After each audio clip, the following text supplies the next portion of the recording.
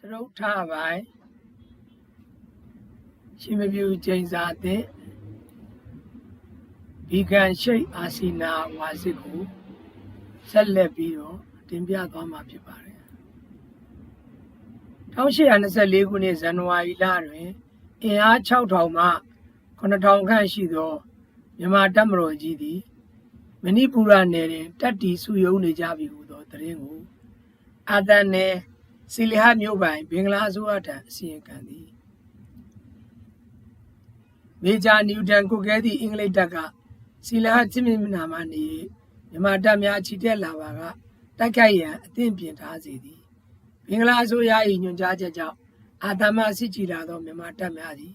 မေဂျာနျူတန်ကိုကဲသည့်အင်္ဂလိပ်တပ်ကြီးနှင့်တိုက်ပွဲဖြစ်ပါတော့သည်ယင်းတိုက်ပွဲကအင်္ဂလိပ်မြန်မာပထမဦးဆုံး The First Anglo-Burmese War ကိုအစပြုသည့်တိုက်ပွဲဖြစ်သည်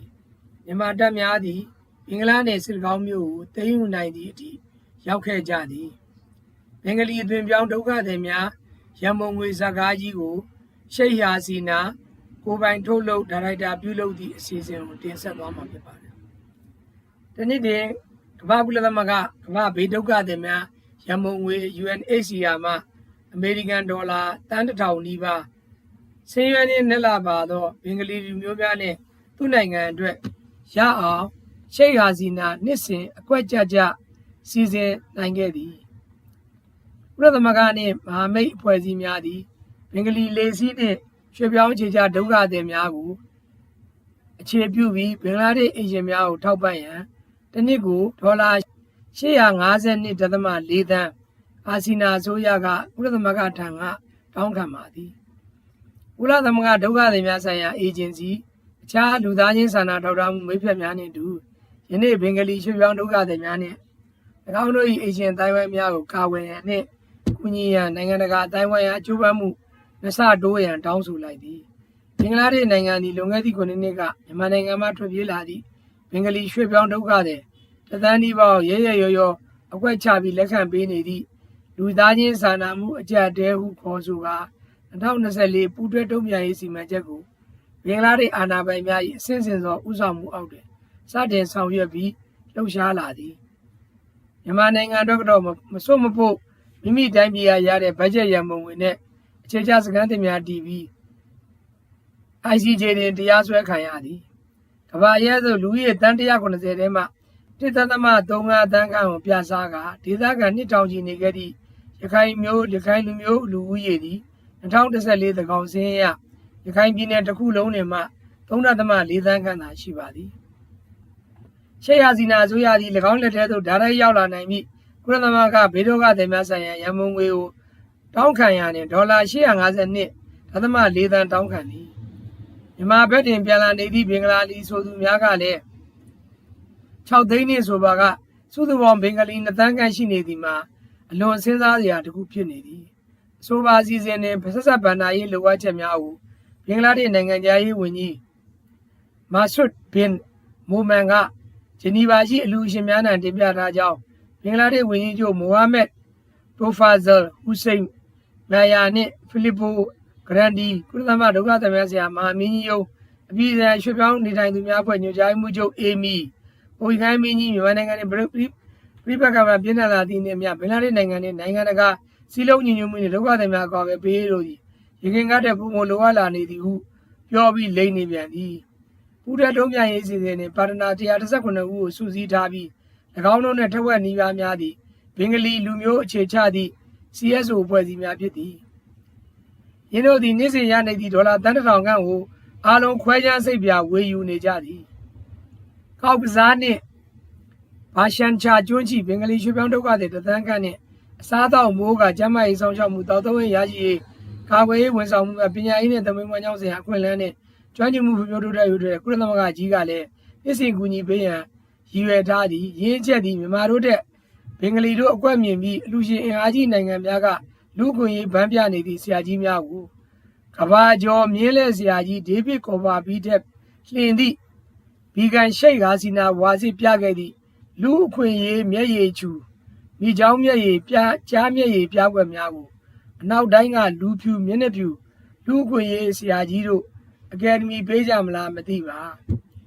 ဘ ဘင်္ဂလားဒေ့ရှ်လေစီးနှင့်ရွှေ့ပြောင်းအခြေချဘင်္ဂလီမိသားစုအိမ်တော်စုများ၏95%ခန့်သည်ထိခိုက်လွယ်ပြီးလူသားချင်းစာနာထောက်ထားမှုအပေါ်မိခိုနေရဆဲဖြစ်ပါကြောင်းဘင်္ဂလီရွှေ့ပြောင်းဒုက္ခသည်စခန်းခေါင်းဆောင်2ဦးသည်လည်းလက်သက်မပေါ်သည့်လုံးချံတပ်ဖြတ်ပြီးအဖြောင်ခံလိုက်ရသည်ဆိုသည့်ကိစ္စအထူးသဖြင့်ပြစ်မှတ်ထားဘင်္ဂလီရွှေ့ပြောင်းဒုက္ခသည်ဥယျာဉ်၏90%ကျော်ပါဝင်သည့်အမျိုးသမီးများနှင့်ကလေးများအတွက်စင်ဆက်မပြအကူအညီသည်အရေးကြီးပြီးအလွယ်သုံးစားမှုခေါင်းပုံဖြတ်မှုကျန်းမာရေးရာအခြေခံအကြမ်းဖက်အန္တရာယ်များကိုစခန်းတွင်အမြဲတမ်းရင်ဆိုင်ကြုံတွေ့နေရပါသည်ဟုတင်ပြသည်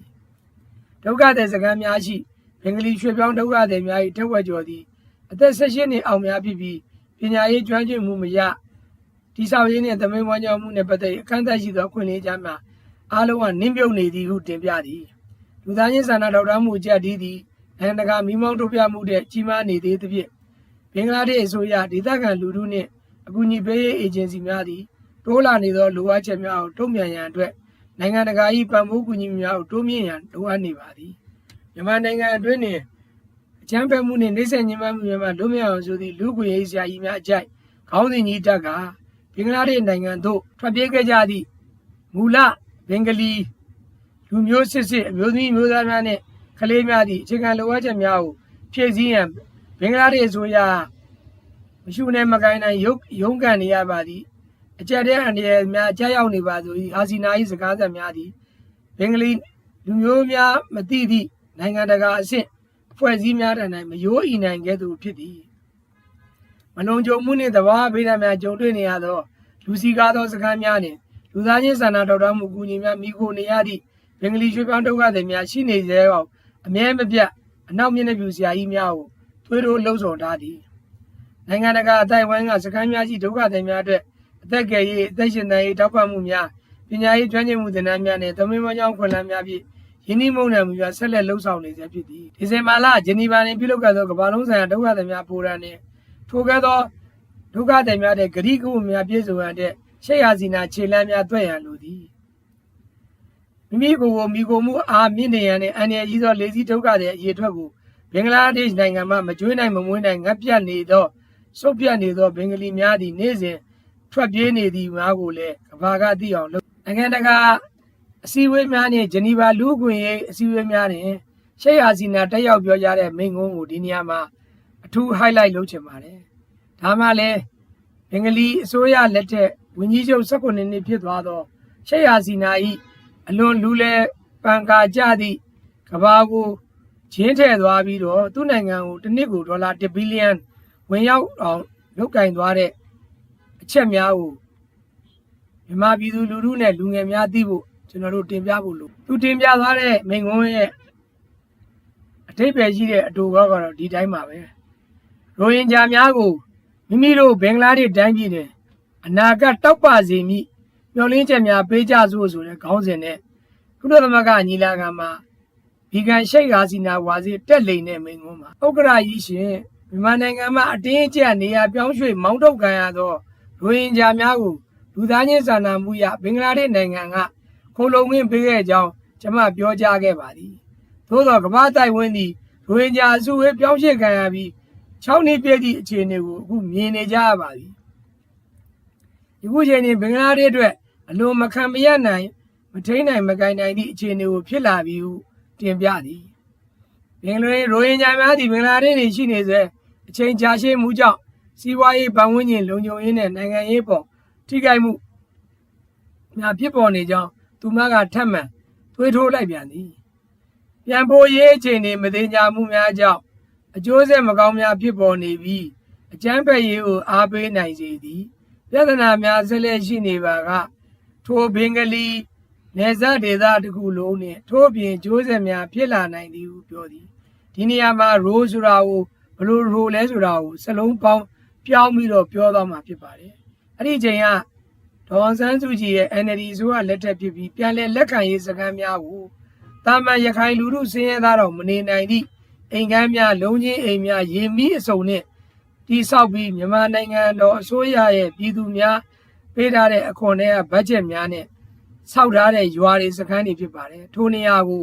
ခုနတစ်နှစ်ကိုဒေါ်လာဘီလီယံတွားနေတဲ့ဘင်္ဂလားဒေ့ရှ်အစိုးရက ထိုရိုလိန်ညာများမပြန်အောင်အမျိုးမျိုးဖိအားပေးပြီးတော့ဆွဲထားတာဖြစ်ပါတယ်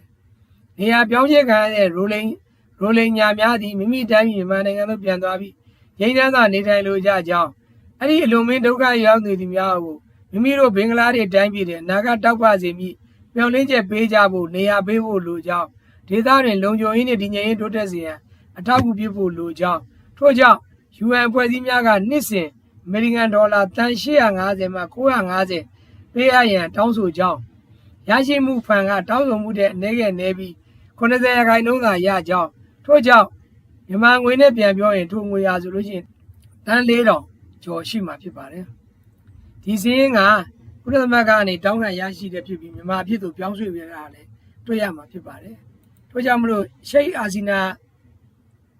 ရဲ့ကျွမ်းကျင်တမ်းမြောက်မှုကတော့တော်တော်လေးအောချစရာကောင်းတော့အောင်အနောက်မျက်နှာဖြူကလားစရာကြီးများဂျင်းတဲ့ခံလဲရပြီဆိုတာကိုရှိတ်အာဆီနာအခုပြုတ်သွားတဲ့2025ခုနှစ်ကြာမှမြဝါတင်တွေ့မြင်ရတာဖြစ်ပါတယ်ထိုရန်မုံငွေတွေထဲကနေပြီးတော့အကြံပန်လုပ်သွားတဲ့ဘင်္ဂလီ CSO ဘောင်းကလည်းယာနဲ့ကြည်ပြီးရှိနေပါတယ်အထူးသဖြင့်ကမ္ဘာကုလသမဂ္ဂလိမ်ကျွမ်းငញ្ញမှုဒိန်းသိန်းတပ်ထဲမှာဘင်္ဂလီစစ်သားပေါင်းဟာ1000နီးပါးနဲ့ဘင်္ဂလီစစ်ဗိုလ်ချုပ်တယောက်ကဥဆောင်နေတဲ့အဆင့်ထိရနေပါတယ်ထိုစစ်သားများတရက်ကိုကုလသမဂ္ဂရန်မုံငွေမှ$13ရရှိတဲ့စစ်သားများဖြစ်ပါတယ်ထို့ကြောင့်မလို့ဘင်္ဂလားဒေ့ရှ်ပြည်သူများမသိတဲ့အချက်ရိုလိန်ညာများလည်းမသိတဲ့အချက်ပြည်ထောင်စုမြန်မာနိုင်ငံသားများမသိတဲ့အချက်ကတော့ဒီ19နှစ်တာကာလအတွင်းမှာဘင်္ဂလီအစိုးရကိုဥဆောင်သွားတဲ့ဒီကန်းရှိတ်ဟာစီနာဝါစစ်ကတော့ဒေါ်လာဘီလီယံပေါင်း2.4 trillion လောက်ကိုရယူသွားပြီဖြစ်ပါတယ်ဗမာငွေနဲ့ဆိုလို့ရှိရင်ကျပ်ဘီလီယံပေါင်း21,600ကျော်မသွားပြီဖြစ်ပါတယ်ထိုငွေရဆိုလို့ရှိရင်မြန်မာနိုင်ငံတော်တစ်ခုလုံးရဲ့ပြည်ထောင်စုမြန်မာနိုင်ငံတစ်ခုလုံးရဲ့တစ်နှစ်စာဘတ်ဂျက်ဘီလီယံ6,500ကျော်ရဲ့သုံးပုံတစ်ပုံစာလောက်ကိုသူတို့ရသွားပြီဖြစ်ပါတယ်ဒါကြောင့်မလို့အခုမြန်မာပြည်ကလူတဲ့ဆန်ကိုစားပြီးအသက်ဆက်ခဲ့တဲ့ဟိုမရောက်ဒီမရောက်ဂမ်ဘီယာဆိုရ ICJ ကိုရုံးမှာတရားစွဲတဲ့ကိစ္စကိုလေဘင်္ဂလားဒေ့ရှ်ဆိုရရက်စဲမပြောနိုးလည်းမပြောနှာစီးနေတာကိုမြဝတင်တွေ့ရမှာဖြစ်ပါတယ်ယနေ့ဟာဆိုလို့ရှိရင်ဒီကန်ရှိတ်ဟာစီနာဝါစစ်ရှင်မပြူကျင်းစာတင်ခဲ့တာကျွန်တော်တို့နှစ်ကျော်နီးပါးရောက်ခဲ့ပါပြီဒီနေ့ဟာဆိုလို့ရှိရင်19ရက်ဖေဖော်ဝါရီလ2026အင်္ဂါနေ့ဖြစ်ပြီးတော့ရန်ကုန်မြို့မှာစင်မြန်မာနိုင်ငံကြီးသားပညာပေးဖွဲ့ကနေပြီးတော့ဖတ်ကြားတင်ဆက်လိုက်ခြင်းဖြစ်ပါတယ်ပြင်စမပိုင်းကိုဆက်လက်ပြီးတင်ဆက်သွားမှာဖြစ်ပါတယ်အားလုံးကိုကျေးဇူး